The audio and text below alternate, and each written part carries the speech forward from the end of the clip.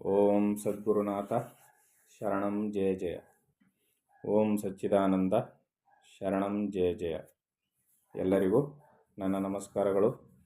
ಜ್ಞಾನೇಶ್ವರಿ ಗೀತಾಮೃತ ಶ್ರೀಕೃಷ್ಣಾರ್ಜುನರ ಸಂವಾದ ರೂಪವನ್ನು ನೋಡ್ತಾ ಇದ್ದೋ. ಕೃಷ್ಣ ಪರಮಾತ್ಮನು ಅರ್ಜುನನಿಗೆ ನಿಷ್ಕಾಮ ಕರ್ಮವನ್ನು ಹೇಗೆ ಮಾಡಬೇಕು ಅನ್ನೋದನ್ನು ಕುರಿತು ತಿಳಿಸ್ಕೊಡ್ತಾ ಇದ್ದ. ಕೃಷ್ಣ ಇಲ್ಲಿ ಅರ್ಜುನನ ನೆಪ ಮಾಡಿಕೊಂಡು ಸರ್ವ ಜನರಿಗೂ ಆ ವಿಚಾರವನ್ನು ತಿಳಿಸ್ಕೊಡ್ತಾ ಇದ್ದ. ಮುಂದುವರೆದು ಹೇಳ್ತಾನೆ, ಆಕಾಶದಲ್ಲಿ ಪ್ರವೇಶಿಸಿದ ಅಗ್ನಿಜ್ವಾಲೆಯು ನಶಿಸುವಂತೆ. ಅಗ್ನಿಜ್ವಾಲೆ ಆಕಾಶದಲ್ಲಿ ಹೋದರೆ ಏನಾಗುತ್ತೆ? ಆಕಾಶದಲ್ಲಿ ವಿಲೀನವಾಗುತ್ತೆ. ನೀನು ಸಹ ನಿನ್ನ ಕರ್ಮಗಳನ್ನು ಬ್ರಹ್ಮದಲ್ಲಿ ಲೀನಗೊಳಿಸು, ಪರಮಾತ್ಮನಲ್ಲಿ ಲೀನಗೊಳಿಸಿಬಿಡು.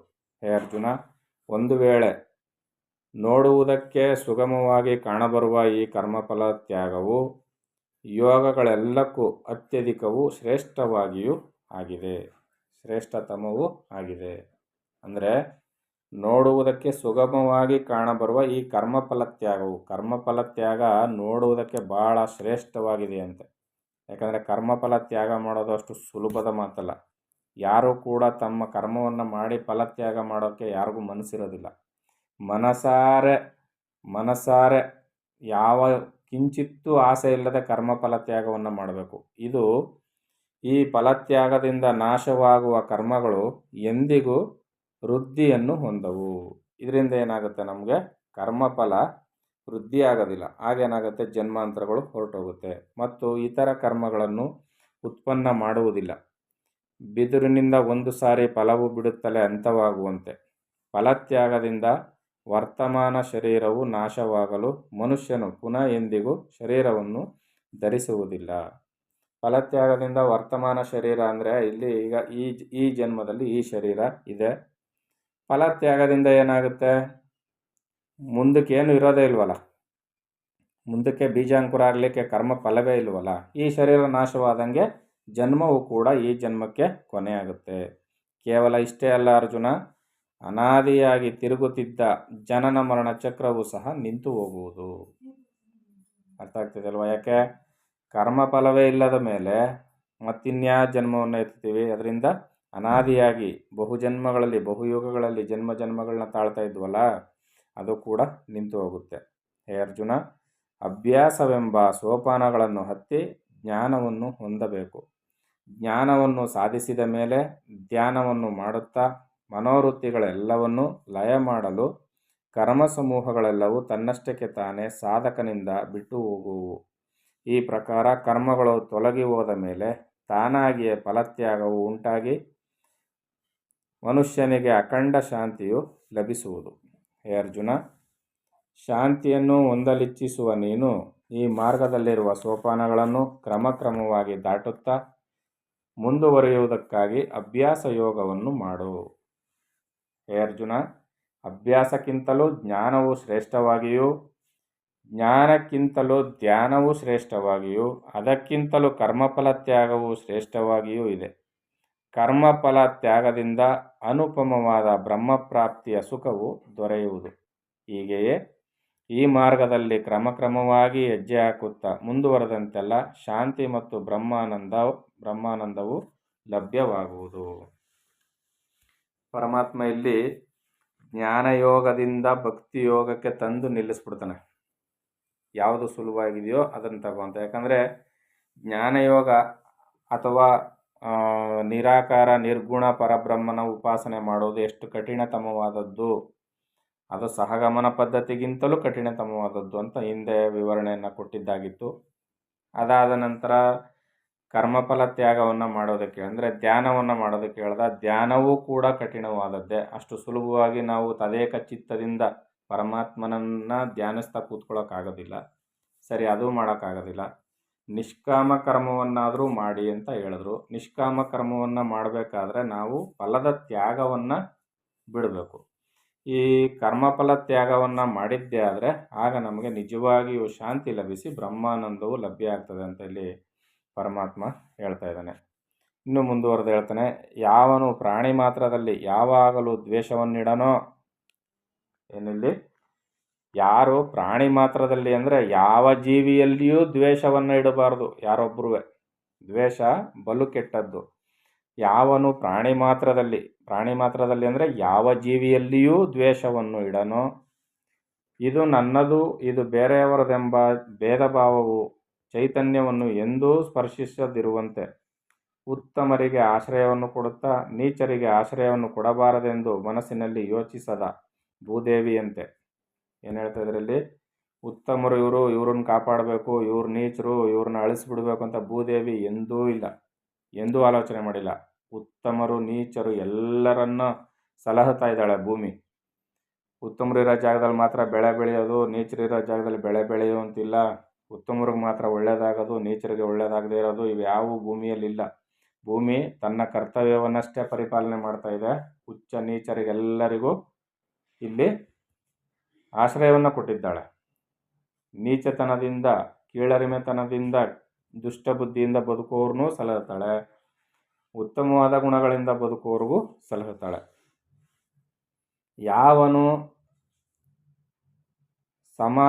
ಸಮಾನವಾಗಿರುವನೋ, ರಾಜನಲ್ಲಿರುವೆನು ದೀನರಲ್ಲಿ ವಾಸಿಸೆನು ಎಂಬ ಭೇದ ಭಾವವನ್ನು ಮಾಡದೆ ಪ್ರಾಣವಾಯು ಎಲ್ಲರಲ್ಲಿಯೂ ಸಮಾನವಾಗಿರುವಂತೆ. ಈಗ ಪ್ರಾಣವಾಯು ಕೆಟ್ಟ ಬುದ್ಧಿ ಕಲ್ತಿರೋನಿಗೂ ಪ್ರಾಣವಾಯು ಕೆಲಸ ಮಾಡುತ್ತೆ, ಒಳ್ಳೆ ಬುದ್ಧಿ ಕಲ್ತಿರೋನಲ್ಲಿ ಪ್ರಾಣವಾಯು ಕೆಲಸ ಮಾಡುತ್ತೆ. ಯಾವನು ಎಲ್ಲರಲ್ಲಿಯೂ ಸಮಾನವಾಗಿ ವಾಸಿಸುವನೋ, ಗೋವಿಗೂ ದಾಹವನ್ನು ಅಡಗಿಸುವ ನೀರೇ ಹುಲಿಗೂ ದಾಹವನ್ನು ಅಡಗಿಸುವುದೇ ಹೊರತು ವಿಷವನ್ನು ತಯಾರಿಸಿ ಕೊಲ್ಲದು ಅಲ್ವಾ. ಗೋವು ಸಾಧು ಪ್ರಾಣಿ, ಅದಕ್ಕೆ ಮಾತ್ರ ಬಾಯಾರಿಕೆ ನೀಗಿಸ್ಬೇಕು ಅಂತ ನೀರು ಗೋವಿಗೆ ಮಾತ್ರ ಬಾಯಾರಿಕೆಯನ್ನು ನೀಗಿಸಿ ಹುಲಿಯನ್ನು ಕೊಲ್ಲೋದಿಲ್ಲ. ಅದು ಹುಲಿಗೂ ಬಾಯಾರಿಕೆಯನ್ನು ನೀಗಿಸ್ತದೆ ನೀರು. ಹೀಗೆ ಭೇದವನ್ನು ಇಡದೆ ಸಮಾನವಾಗಿ ಉಪಕಾರವನ್ನು ಮಾಡುವ ನೀರಿನಂತೆ ಯಾವನು ಏಕರೂಪವಾಗಿ ಸರ್ವರನ್ನೂ ಪ್ರೇಮಿಸುತ್ತಾ ಸಮಭಾವದಿಂದ ಕೃಪೆಯುಳ್ಳವನಾಗಿರುವನೋ, ಯಾವನಿಗೆ ನಾನು ನನ್ನದೆಂಬ ಮಮಕಾರವಿರದೋ, ಯಾವನಿಗೆ ಸುಖ ದುಃಖಗಳೆಂಬ ಯೋಚನೆಯು ಕಷ್ಟವನ್ನುಂಟು ಮಾಡದೋ, ಭೂಮಿಯ ಸಹನೆಯಂತೆ ಯಾವನು ಸರ್ವವನ್ನು ಸಹಿಸುವನೋ. ನೋಡಿ ಎಷ್ಟು ಚೆನ್ನಾಗಿ ಹೇಳ್ತಾ ಇದ್ದಾರೆ. ಮತ್ತು ಯಾವನು ಸಂತೋಷವನ್ನು ಸದಾ ಆಡಿಸುತ್ತಿರುವನೋ, ಮಳೆಯ ನೀರು ಇಲ್ಲದಿದ್ದರೂ ಸಮುದ್ರವು ಪೂರ್ಣತೆಯಿಂದ ತುಂಬಿರುವಂತೆ ಯಾವನು ಸಂತೋಷದಿಂದ ತುಂಬಿರುವನೋ, ಯಾವನು ಕಟ್ಟಾಜ್ಞೆಯಿಂದ ಅಂತಃಕರಣವನ್ನು ತನ್ನ ವಶದಲ್ಲಿಯೇ ಇಟ್ಟುಕೊಂಡಿರುವನೋ. ಇಲ್ಲಿ ಒಂದೊಂದನ್ನು ನಾವು ಯಾವ ಮಾರ್ಗವನ್ನು ಬಿಟ್ಟು ಕದಲುವಂತಿಲ್ಲ. ಯೋಗ, ಜ್ಞಾನ, ಧ್ಯಾನ, ಉಪಾಸನೆ ಎಲ್ಲವೂ ಒಟ್ಟೊಟ್ಟಿಗೆ ಸೇರಿಕೊಳ್ತದೆ. ಇಲ್ಲೇನು ಹೇಳ್ತಾ ಇದ್ದಾನೆ ಪರಮಾತ್ಮ? ಏನು ಹೇಳ್ತಾ ಇದ್ದಾನೆ ಇಲ್ಲಿ? ಯಾವನು ಕಟ್ಟಾಜ್ಞೆಯಿಂದ ಅಂತಃಕರಣವನ್ನು ತನ್ನ ವಶದಲ್ಲಿಯೇ ಇಟ್ಟುಕೊಂಡಿರುವನು. ಅಂತಃಕರಣವನ್ನು ತನ್ನ ವಶದಲ್ಲಿಯೇ ಇಟ್ಟುಕೊಳ್ಳೋದೇನಷ್ಟು ಸುಲಭದ ಮಾತಲ್ಲ ಅಲ್ವಾ. ಅದರಿಂದ ಮನ, ಬುದ್ಧಿ, ಚಿತ್ತ, ಅಹಂಕಾರ, ಮನಸ್ಸನ್ನು ತನ್ನ ಕಟ್ಟಪ್ಪಣೆಯಲ್ಲಿಯೇ ಇಟ್ಟುಕೊಳ್ಳೋದು ಅಂದರೆ ಮನಸ್ಸನ್ನು ತನ್ನ ಕಂಟ್ರೋಲಲ್ಲಿ ಇಟ್ಟುಕೊಳ್ಳೋದು ಅಷ್ಟು ಸುಲಭದ ಮಾತಲ್ಲ. ಇಟ್ಟುಕೊಂಡಿರುವನು. ಮತ್ತು ಜೀವ ಪರಮಾತ್ಮರ ಭೇದವಿಲ್ಲದೆ ಅಖಂಡ ಸ್ವರೂಪನೇ ನಾನೆಂಬ ನಿಶ್ಚಯದಿಂದ ಯಾವನು ಸ್ವಸ್ವರೂಪದೊಡನೆ ಐಕ್ಯತೆ ಹೊಂದಿ ನಿವಾಸಿಸುವನೋ, ಯಾವನು ಯೋಗಯುಕ್ತನಾಗಿ ತನ್ನ ಮನೋಬುದ್ಧಿಗಳನ್ನು ಸಂಪೂರ್ಣವಾಗಿ ನನಗೆ ಅರ್ಪಿಸುವನೋ, ಯಾವ ದೃಢಭಕ್ತಿಯುಳ್ಳ ಯೋಗಿಯು ಪ್ರೇಮಪೂರ್ಣ ಭಾವದಿಂದ ನನ್ನೊಡನೆ ಎರಕವಾಗಿರುವನೋ, ಅಂದರೆ ಯಾವ ದೃಢಭಕ್ತಿಯುಳ್ಳ ಯೋಗಿಯು ಪ್ರೇಮಪೂರ್ಣವಾಗಿ ನನ್ನೊಡನೆ ಎರಕವಾಗಿರುವನೋ. ನನ್ನೊಡನೆ ಎರಕವಾಗುವುದು ಅಂದ್ರೇನು? ಕಬ್ಬಿಣವನ್ನು ಕಾಯಿಸಿ ಎರಕ ಒಯ್ದಾಗ ಅಚ್ಚು ಒಯ್ದಂತೆ ಗಟ್ಟಿಯಾಗಿ ಅಂಟಿಕೊಳ್ಳುತ್ತಲ್ಲ, ಆ ರೀತಿಯಲ್ಲಿ ಪ್ರೇಮ ಭಾವದಿಂದ ಪರಮಾತ್ಮನೊಡನೆ ಎರಕವಾಗುವನೋ. ಹೇ ಅರ್ಜುನ, ಅಂತಹ ಭಕ್ತನನ್ನು ಯೋಗಿಯೆಂದು ಮುಕ್ತನೆಂದು ತಿಳಿಯಬೇಕು. ಯಾಕಂದರೆ ಅವನು ಪರಮಾತ್ಮನಲ್ಲೇ ಎಲ್ಲವನ್ನು ಸಮರ್ಪಣೆ ಮಾಡ್ಕೊಂಡಿರ್ತಾನೆ. ಆದ್ದರಿಂದ ಅಂತ ಇಲ್ಲಿ ಪರಮಾತ್ಮ ಹೇಳ್ತಾ ಇದ್ದಾನೆ. ಇಂತಹ ಪ್ರೇಮ ಭಕ್ತನ ವರ್ಣನೆಯು ಅನುಪಮವಾದದ್ದು. ಉಪಮೆಯನ್ನು ಕೊಟ್ಟು ವರ್ಣಿಸಲಿಕ್ಕೆ ಸಾಧ್ಯವಿಲ್ಲ. ಪತಿಯು ಪತ್ನಿಯಲ್ಲಿ ಪ್ರಾಣಕ್ಕಿಂತಲೂ ಹೆಚ್ಚಾದ ಪ್ರೇಮವನ್ನಿಟ್ಟಿರುವಂತೆ ಈ ಭಕ್ತನು ಸಹ ನನಗೆ ಪ್ರಾಣಕ್ಕಿಂತಲೂ ಹೆಚ್ಚು ಪ್ರಿಯನು. ಅವನೊಡನೆ ನನಗಿರುವ ಪ್ರೇಮವನ್ನು ಪ್ರಾಣ ಸಮಾನವೆಂದು ಹೇಳುವುದಕ್ಕೂ ಸಾಲದಂತೆ ಪೂರ್ಣವಾಗಿರುವುದು.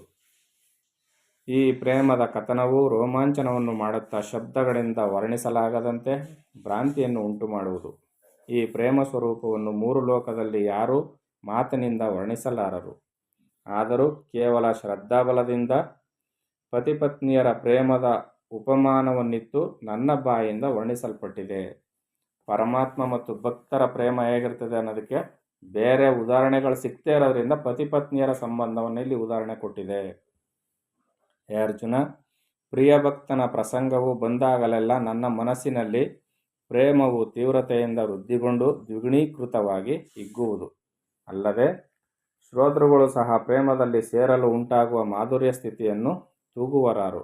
ಹೇ ಅರ್ಜುನ, ನಿನ್ನಂತಹ ಪ್ರಿಯ ಭಕ್ತನು ಶ್ರೋತೃವು ದೊರೆತಿರುವಲ್ಲಿ ಅದನ್ನು ವರ್ಣಿಸುತ್ತಾ ಆನಂದದಲ್ಲಿ ಲೀನನಾಗುವೆನು. ನಾನು ಪ್ರಿಯ ಭಕ್ತರಿಗೆ ನನ್ನ ಅಂತಃಕರಣದಲ್ಲಿ ಸ್ಥಾನವನ್ನು ಕೊಡುವೆನೆಂದು ಹೇಳುತ್ತಾ ತಕ್ಷಣವೇ ಭಗವಂತನು ಪ್ರೇಮಾನಂದದಲ್ಲಿ ತೂಗಾಡಿದನು ಅಂತ ಇಲ್ಲಿ ಮಾತನ್ನು ಮುಂದುವರಿಸ್ತಾ ಇದ್ದಾರೆ. ಅಂದರೆ ಭಕ್ತಿಯನ್ನು ಕುರಿತಾಗಿ ಪರಮಾತ್ಮ ಯಾವ್ಯಾವ ವಿಧದಲ್ಲಿ ಹೇಳ್ದ ಅಂತ ನಾವೆಲ್ಲ ನೋಡ್ತಾ ಇದ್ದೋ. ಇದೆಲ್ಲ ಸುಲಭವಾಗಿ ಅರ್ಥವಾಗುವ ಮಾತುಗಳಾದ್ರಿಂದ ಹೆಚ್ಚಿನ ವಿಶ್ಲೇಷಣೆ ಏನು ಅಗತ್ಯ ಇಲ್ಲ ಅಂತ ಅಂದ್ಕೊಂಡು ಮುಂದಿನ ವಿಚಾರವನ್ನು ಮುಂದಿನ ಆಡಿಯೋದಲ್ಲಿ ತಿಳಿಸ್ಕೊಡ್ತೀನಿ. ಎಲ್ಲರಿಗೂ ಒಳ್ಳೆಯದಾಗಲಿ. ಓಂ ಸದ್ಗುರುನಾಥ ಶರಣಂ ಜಯ ಜಯ. ಓಂ ಸಚ್ಚಿದಾನಂದ ಶರಣಂ ಜಯ ಜಯ. ಹರಿ ಓಂ ತತ್ಸತ್. ಹರಿ ಓಂ ತತ್ಸತ್. ಹರಿ ಓಂ ತತ್ಸತ್.